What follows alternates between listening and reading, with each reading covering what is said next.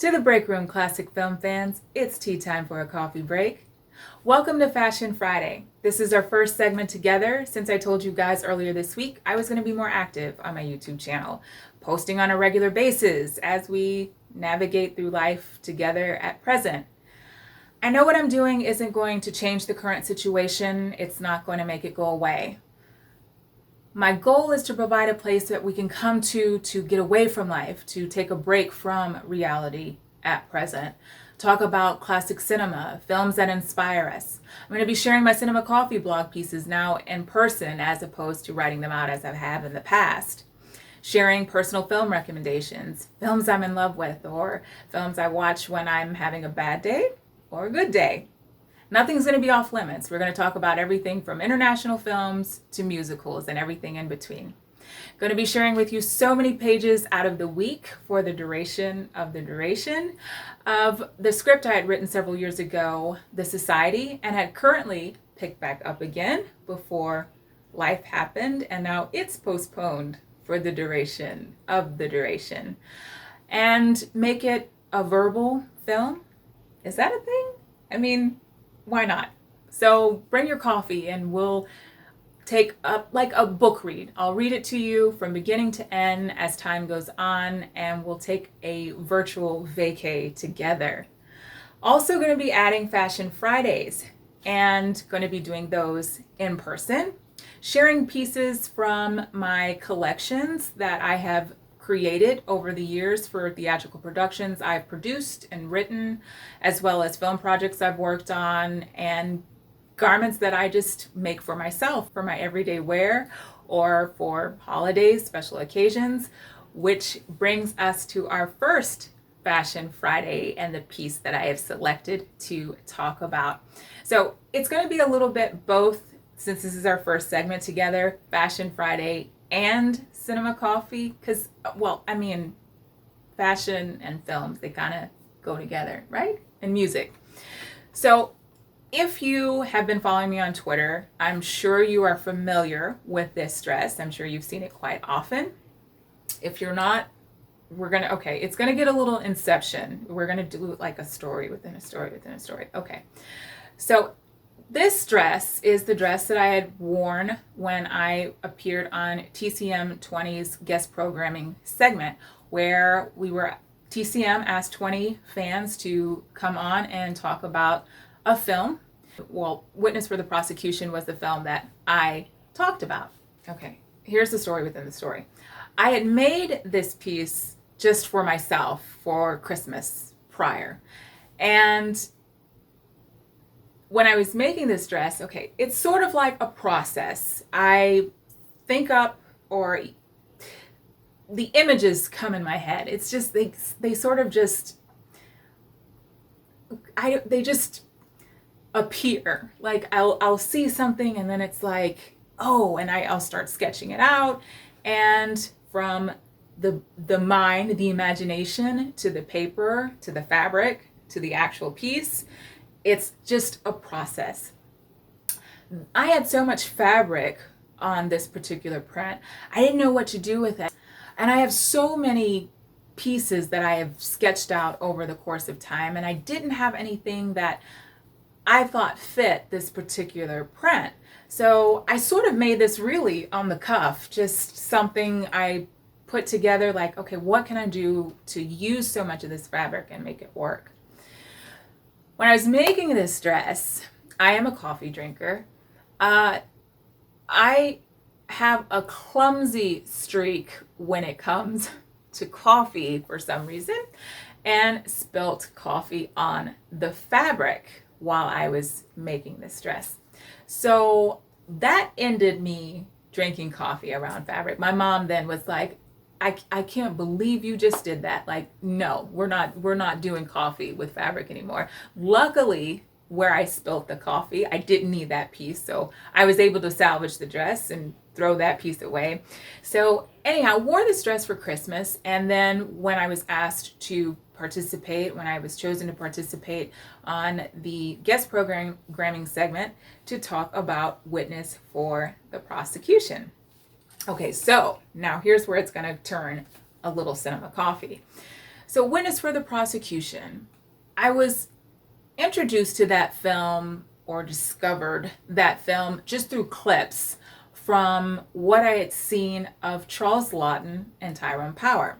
Now, if you're not familiar with Witness for the Prosecution, because one thing I've learned, never assume that everyone has seen a film. Never assume that no matter how popular it is, how long it's been out, how quotable the film is, or how well known, that everyone has seen it.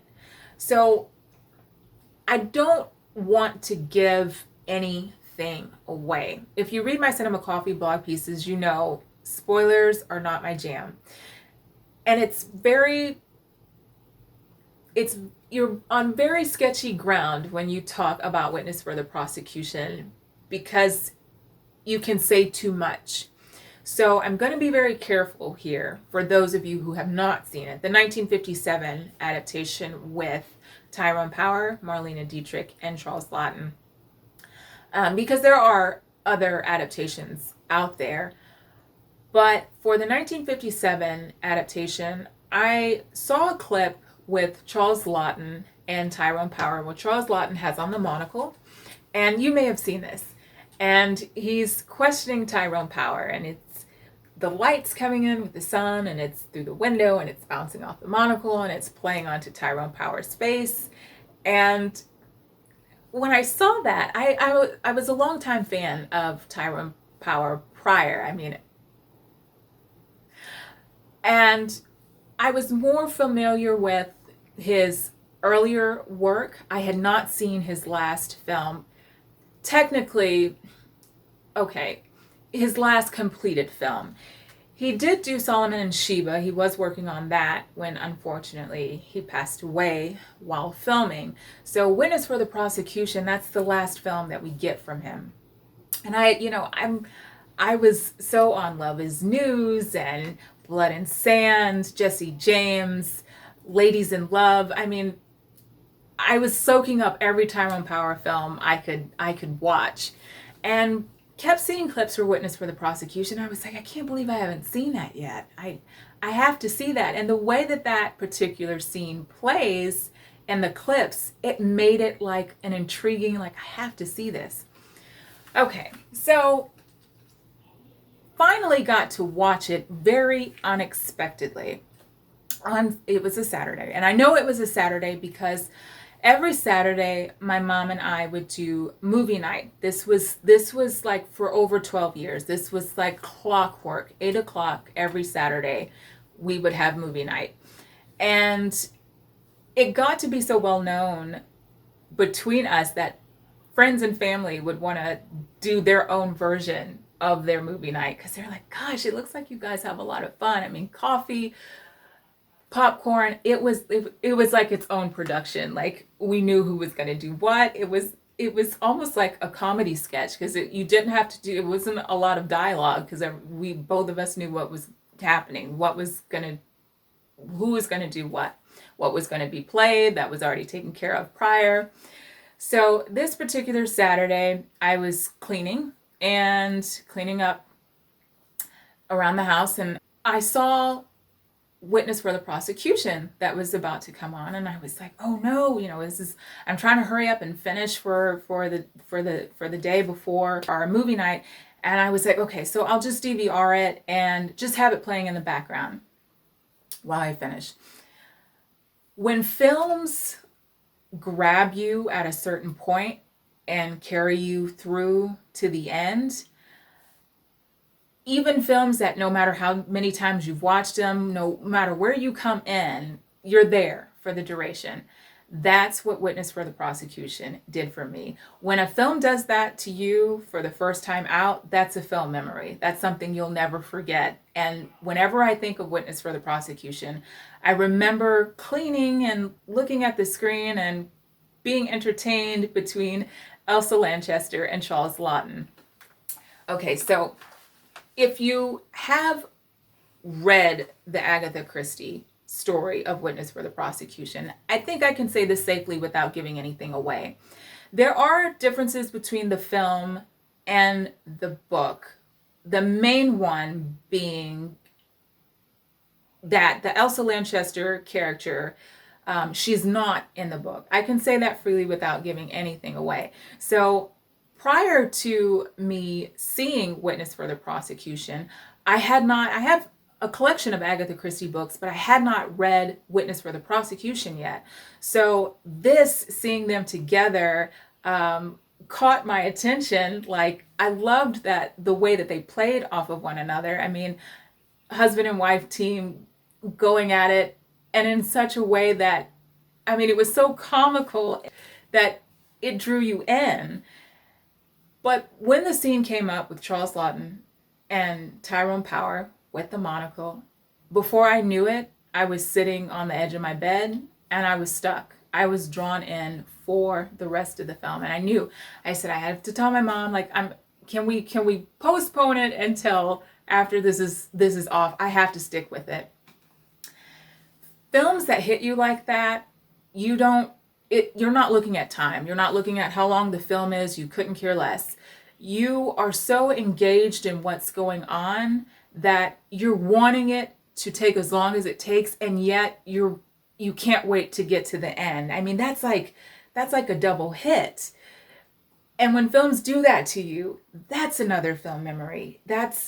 You're so involved in the story and you're so involved in what's going on. And Witness for the Prosecution nails that. Watching Tyrone Power sitting there in that scene, I was wondering, I was engaged in his story and his character. Okay, what's going on with him? Where are we trying to go here? And not to take away from any of the other characters, for me, Charles Lawton really steals the film almost away. So not to take anything from Charles Lawton, Elsa Lanchester, Marlene Dietrich, Una O'Connor. I mean, there's so many character actors that you see in here. I mean, you'll recognize everyone that you see, and everyone plays their part, and it's directed by Billy Wilder. So everyone plays a part perfectly, and it's just enough to just keep you on the edge of your seat, and you're wondering what is going to happen, what is going on, what part is everybody playing. And it's a film I always tell people who haven't seen it, who have asked me, like, well, okay, so what is it about? And I'm saying, well, I can't really tell you, but I can tell you what you think you know, you don't know. And I love films like that because we're always trying to figure out something, and then when films come out of left field and you're like, oh my gosh, I couldn't even figure that out. That's another film memory.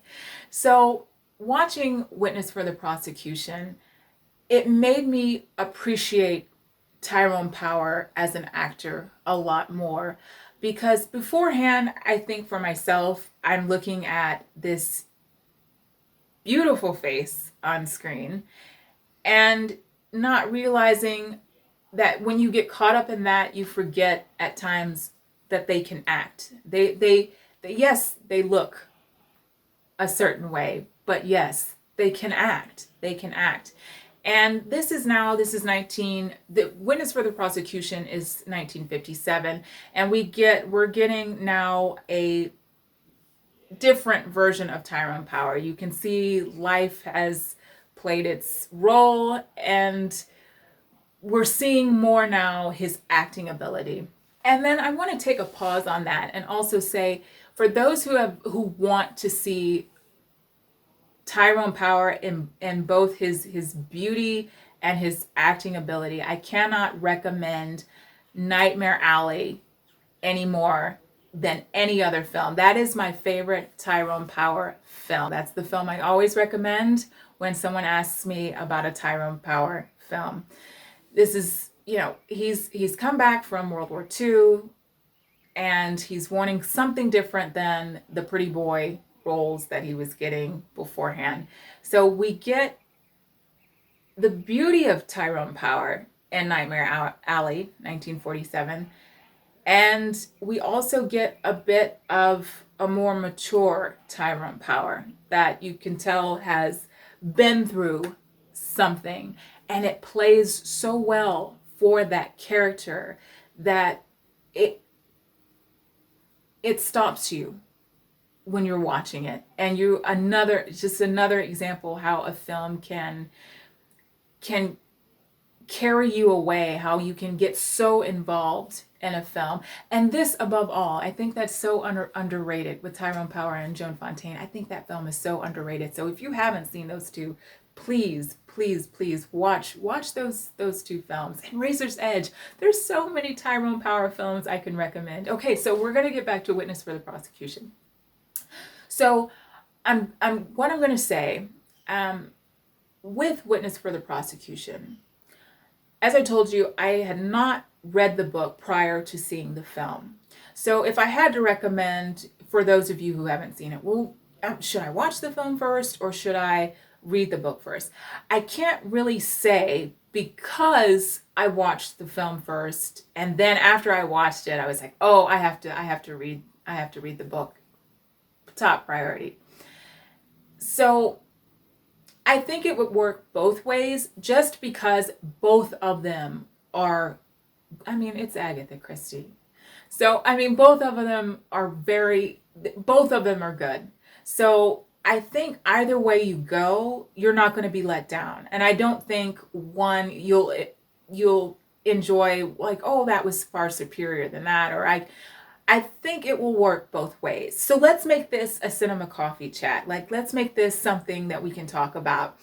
If you haven't watched either and you have access to both, watched or read either and you have access to both, if you've watch it and then read it, if you watch it and then read it, let me know. And if you read it and then watch it, let me know, because either way, you have to do both. You can't do one without the other. If you read it, then you have to watch it. If you watch it, you have to read it. They both complement one another.